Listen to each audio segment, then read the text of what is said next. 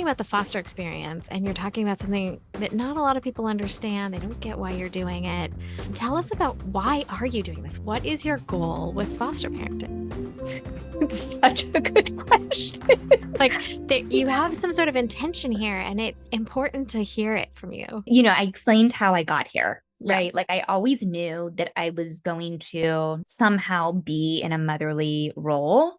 I didn't know how, especially having PCOS, never being able to get pregnant.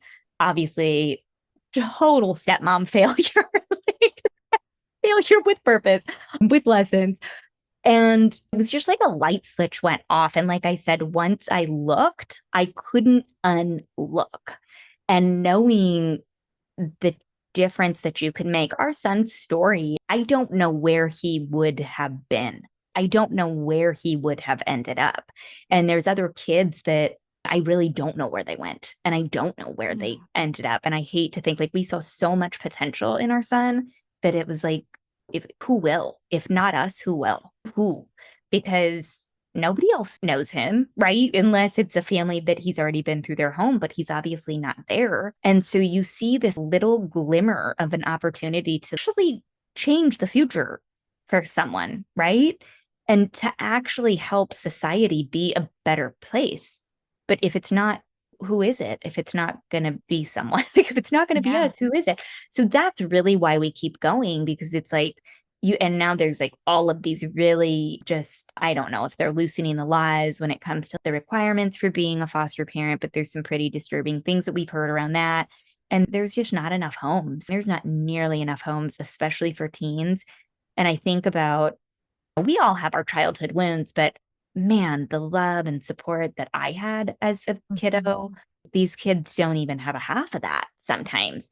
And I just really look at it as a way to pay that forward and to give back and to truly make a difference, not just in their life, but it's a bigger picture here, right? Because why do we have so much homelessness, or why do we have how could we not? You have kids in the system that are aging out. There's awful sex trafficking stories. And once you really see into that, you can't turn your head away from that.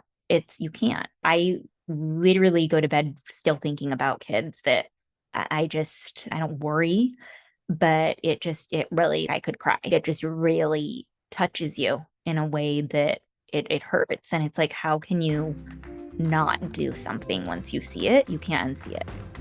Hi, I hope you loved this little excerpt of Stork'd, the podcast where we talk about all things family building and families. This was a little taste of the bigger episode. We call it a Stork'd Munchkin. If you love what you heard, I highly encourage you to check out the full episode wherever you listen to podcasts. You can also find it on the Stork'd website at storkdpodcast.com. If you're in the process of building your own family or exploring what family means to you, and you want to stay up to date on all relevant topics related to family building, don't forget to subscribe to our newsletter. It's called Let's Start a Family, and it is found on Substack. Happy listening.